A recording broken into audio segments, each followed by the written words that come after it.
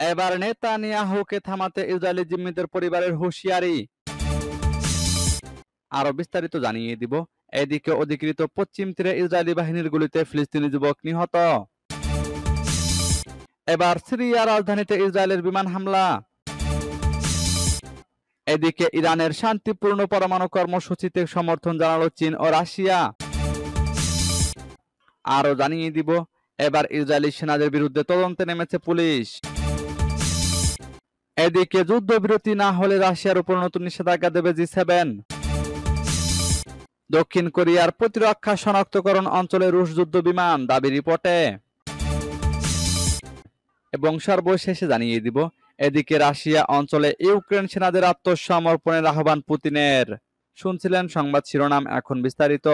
তবে তার আগে অনুরোধ থাকবে, এই ভিডিওতে একটি লাইক দিন এবং কমেন্টস করে জানিয়ে দিন আপনি কোন জেলা থেকে বা কোথায় থেকে আমাদের সাথে যুক্ত রয়েছেন। এবং সংবাদের সর্বশেষ গুরুত্বপূর্ণ আপডেট পেতে চ্যানেলটি সাবস্ক্রাইব করে আমাদের সঙ্গেই থাকুন। এবার নেতানিয়াহুকে থামাতে ইসরায়েলি জিম্মিদের পরিবারের হুঁশিয়ারি। ইসরায়েলি বন্দীদের পরিবার ঘোষণা করেছে তারা প্রধানমন্ত্রী বেনিয়ামিন নেতানিয়াহুকে হামাসের সঙ্গে হওয়া চুক্তি বানচাল করতে দেবে না বা গাজার সুড়ঙ্গগুলোকে তাদের সন্তানদের জন্য কবর বানানোর সুযোগ দেবে না। শনিবার এক বিবৃতিতে তারা তেল আবিবে প্রতিরক্ষা মন্ত্রণালয়ের সামনে এ ঘোষণা দিয়ে বিক্ষোভে ডাক দেয়। খবর বার্তা সংস্থা আনাদুলুর বিবৃতিতে বলা হয়, যেখানে নেতানিয়াহু নতুন যুদ্ধ শুরুর হুমকি দিচ্ছেন, চুক্তি লঙ্ঘন করছেন এবং বন্দীদের জীবন ঝুঁকিতে ফেলছেন, সেখানে আমরা আজ স্পষ্ট বার্তা দেব, আমরা গাজার সুড়ঙ্গকে আমাদের সন্তানদের কবর হতে দেব না। একই সঙ্গে পরিবারগুলো সব বন্দীর একসঙ্গে মুক্তির দাবি জানিয়েছে। ইসরায়েলি হিসাব অনুযায়ী গাজায় এখনো 59 জন জিম্মি রয়েছেন, যাদের মধ্যে অন্তত 22 জন জীবিত। এর আগে শুক্রবার মার্কিন প্রেসিডেন্ট ডোনাল্ড ট্রাম্পের বিশেষ দূত স্টিভ উইটকফের কার্যালয় থেকে এক বিবৃতিতে বলা হয়, হামাসকে অবশ্যই বন্দীদের অবিলম্বে মুক্তি দিতে হবে, নতুবা কঠোর শাস্তির মুখোমুখি হতে হবে।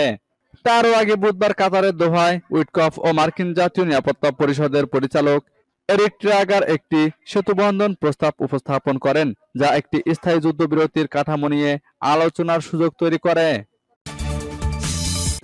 এদিকে অধিকৃত পশ্চিম তীরে ইসরায়েলি বাহিনীর গুলিতে ফিলিস্তিনি যুবক নিহত।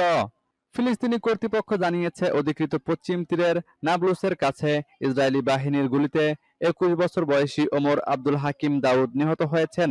শুক্রবার সালেম গ্রামে এই হত্যাকাণ্ড ঘটে। ইসরায়েলি সেনাবাহিনীর দাবি করেছে, তাদের অবস্থানের দিকে পাথর নিক্ষেপ করা হলে তারা গুলি চালায়। তবে ফিলিস্তিনি স্বাস্থ্য মন্ত্রণালয়ের মতে, ওমর দাউদকে কোনো ধরনের উস্কানি ছাড়াই গুলি করা হয়েছে। ইসরায়েল 1967 সাল থেকে পশ্চিম তীর দখল করে রেখেছে। গত 7 অক্টোবর 2023 সালে হামাসের হামলার পর থেকে পশ্চিম তীরে সহিংসতা আরো বেড়েছে। ইসরায়েলি সেনারা জানায়, জানুয়ারির 21 তারিখ থেকে নাবলুস ও আশেপাশের এলাকায় সশস্ত্র গোষ্ঠীগুলোর বিরুদ্ধে অভিযান চলছে। জাতিসংঘের মানবিক সংস্থার তথ্য অনুযায়ী এই অভিযানে এখন পর্যন্ত 74 জন ফিলিস্তিনি ও 3 জন ইসরায়েলি সেনা নিহত হয়েছেন। ফিলিস্তিনি স্বাস্থ্য মন্ত্রণালয়ের হিসাব অনুযায়ী অক্টোবর 2023 থেকে এ পর্যন্ত ইসরায়েলি বাহিনী ও বসতকারীদের হামলায় অন্তত 911 জন ফিলিস্তিনি নিহত হয়েছেন। অন্যদিকে ইসরায়েলি হিসাব অনুযায়ী এই সময়ের মধ্যে 32 জন ইসরায়েলি নিহত হয়েছেন, যাদের মধ্যে সেনাও রয়েছে। এবার সিরিয়া রাজধানীতে ইসরায়েলের বিমান হামলা। সিরিয়ার রাজধানী দামেস্কে বিমান হামলা চালিয়েছে ইসরায়েল। দেশটির দাবি, ফিলিস্তিনি গোষ্ঠী ইসলামিক জিহাদের একটি ভবনে এ হামলা চালানো হয়েছে। বৃহস্পতিবার দামেস্কের একটি আবাসিক এলাকা লক্ষ্য করে তেল আবিব এই বিমান হামলা চালায় বলে জানিয়েছে রয়টার্স। হামলায় পুরোপুরি ধ্বংস হয়ে যায় বেশ কয়েকটি ভবন, ক্ষতিগ্রস্ত হয় থেমে থাকা বেশ কয়েকটি গাড়ি। কোনো প্রাণহানি না ঘটলেও আহত হয়েছেন বেশ কয়েকজন। এর আগে গত সোমবারও সিরিয়ার দক্ষিণাঞ্চলীয় প্রদেশ দেরার বিভিন্ন এলাকায় 17 দফায় বিমান হামলা চালায় নেতানিয়াহু বাহিনী। গত ডিসেম্বরে বাশার আল আসাদের পতনের পর দেশটিতে বেশ কয়েকবার বিমান হামলা চালিয়েছে ইসরায়েল।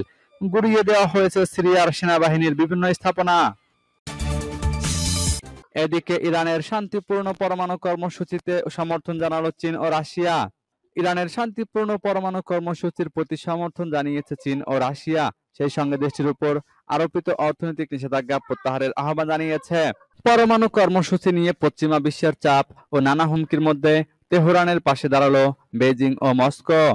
নিক্কেই এশিয়ার প্রতিবেদন মতে ইরানের পরমাণু কর্মসূচি নিয়ে শুক্রবার বেইজিংয়ে ত্রিপক্ষীয় মন্ত্রী পর্যায়ের বৈঠক অনুষ্ঠিত হয়। চীনের সহকারী পররাষ্ট্রমন্ত্রী মা ঝাংঝু, রুশ উপপররাষ্ট্রমন্ত্রী সের্গেই রিয়াবকভ ও ইরানের পররাষ্ট্রমন্ত্রী কাজেম গারিবাবাদি এই বৈঠকে অংশ নেন। বৈঠকের পর এক যৌথ বিবৃতিতে পারস্পরিক শ্রদ্ধার ভিত্তিতে কূটনৈতিক আলোচনা এবং তেহরানের উপর মার্কিন নেতৃত্বাধীন আন্তর্জাতিক সম্প্রদায়ের আরোপিত একতরফা নিষেধাজ্ঞার অবসান ঘটানোর আহ্বান জানানো হয়েছে। বিবৃতিতে আরও বলা হয়েছে, আমরা জোর দিয়ে বলছি, সংশ্লিষ্ট পক্ষগুলোকে বর্তমান পরিস্থিতির মূল কারণগুলো দূর করতে প্রতিশ্রুতিবদ্ধ হওয়া উচিত এবং নিষেধাজ্ঞা ও চাপের পাশাপাশি সামরিক হুমকি ত্যাগ করা উচিত। এবার ইসরায়েলি সেনাদের বিরুদ্ধে তদন্তে নেমেছে পুলিশ। ইসরায়েলি দখলদার বাহিনীর গাজায় বেসামরিক নাগরিকদের মানবঢাল হিসেবে ব্যবহারের অন্তত ৬টি ঘটনা তদন্ত করছে দেশটির সামরিক পুলিশ। চলতি বছরের জানুয়ারিতে প্রকাশিত রেড ক্রসের একটি প্রতিবেদনের প্রতিক্রিয়ায় এই তদন্ত শুরু হয়েছে। বৃহস্পতিবার এক প্রতিবেদনে এ তথ্য জানিয়েছে মিডল ইস্ট মনিটর। রেড ক্রসের প্রতিবেদনে দখলদার ইসরায়েল সেনাদের ফিলিস্তিনিদের উপর নির্যাতনের কথা তুলে ধরা হয়েছে। এরই পরিপ্রেক্ষিতে তদন্তে নেমেছে ইসরায়েলি পুলিশ। তদন্তে গাজার নেটজারিম করিডরে সম্ভাব্য নির্যাতনের বিষয়টিও অন্তর্ভুক্ত করা হয়েছে। এক প্রতিবেদনে সংবাদ মাধ্যম হারেটস দাবি করেছে, করিডরে বেসামরিক নাগরিকদের সন্ত্রাসী হিসেবে চিহ্নিত করে নির্বিচারে গুলি করা হয়েছে। আন্তর্জাতিক সংবাদ সংস্থাগুলি কয়েক মাস ধরে ফিলিস্তিনিদের মানবঢাল হিসেবে ব্যবহারের মাধ্যমে ইসরায়েলের আন্তর্জাতিক আইন লঙ্ঘনের বিষয়ে প্রতিবেদন করেছে। গত অক্টোবরে সিএনএন জানিয়েছে, ইসরায়েলি দখলদার বাহিনী তাদের কর্মীদের হতাহত এড়াতে সম্ভাব্য ঝুঁকিপূর্ণ ভবন এবং সুড়ঙ্গে ফিলিস্তিনি বন্দীদের জোর করে ঢুকিয়েছে। এদিকে যুদ্ধবিরতি না হলে রাশিয়ার উপর নতুন নিষেধাজ্ঞা দেবে জি7 জোটভুক্ত দেশগুলো ইউক্রেন রাশিয়া যুদ্ধের দ্রুত সমাপ্তি চেয়ে কঠোর বার্তা দিয়েছে মস্কোকে। শুক্রবার এক খসড়া বিবৃতিতে তারা জানিয়েছে, রাশিয়া যদি ইউক্রেনের মতো সমতার ভিত্তিতে যুদ্ধবিরতিতে সম্মত না হয় তাহলে নতুন নিষেধাজ্ঞার মুখে পড়তে হবে দেশটিকে। জি7 এর বিবৃতিতে বলা হয়েছে, রাশিয়াকে যুদ্ধবিরতিতে রাজি হয়ে তা পুরোপুরি কার্যকর করতে হবে। Britain, Canada, France, Germany, Italy, Japan ও যুক্তরাষ্ট্রের সমন্বয়ে গঠিত জি7 জোটের সিনিয়র কূটনীতিকেরা এই খসড়া বিবৃতি চূড়ান্ত করেছেন। তবে এটি কার্যকর করতে এখনো মন্ত্রীদের অনুমোদন প্রয়োজন। জি7 জোটের মতে, যুদ্ধবিরতি যেন কার্যকর থাকে সেজন্য ইউক্রেনের প্রতিরক্ষা ব্যবস্থা শক্তিশালী হতে হবে।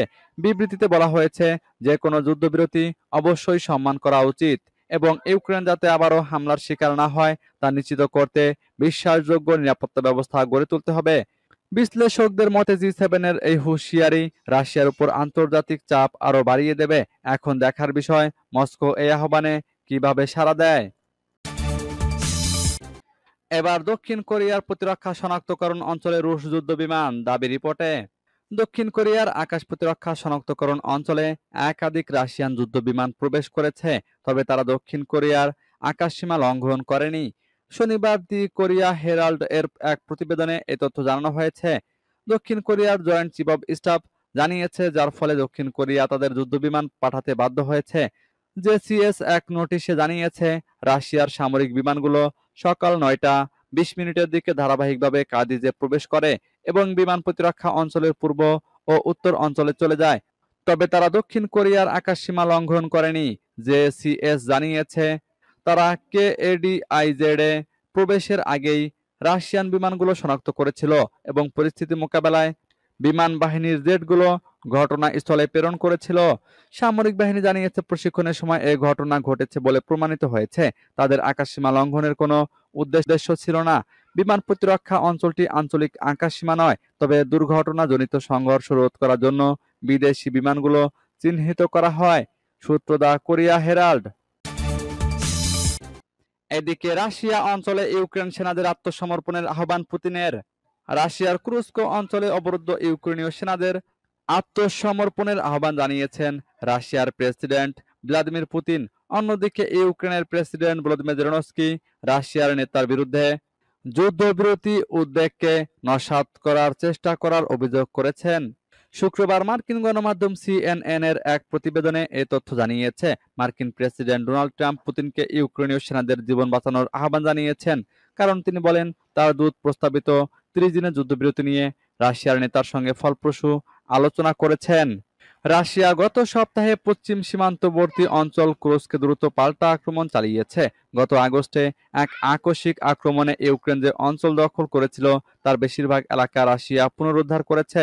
3 বছর ধরে চলা যুদ্ধের শান্তি আলোচনায় দর কষাকষির হাতিয়ার হিসেবে এই অঞ্চলের উপর তার দখল ব্যবহার করার ইউক্রেনের পরিকল্পনার জন্য কুরস্কে পরাজয় একটি বড় ধাক্কা হবে। রাশিয়ান টেলিভিশন সম্প্রচারিত এক বক্তব্যে পুতিন বলেন, আমরা মার্কিন প্রেসিডেন্ট ট্রাম্পের বিবৃতি পর্যালোচনা করেছি। আমরা তার আহ্বানের প্রতি সহানুভূতিশীল।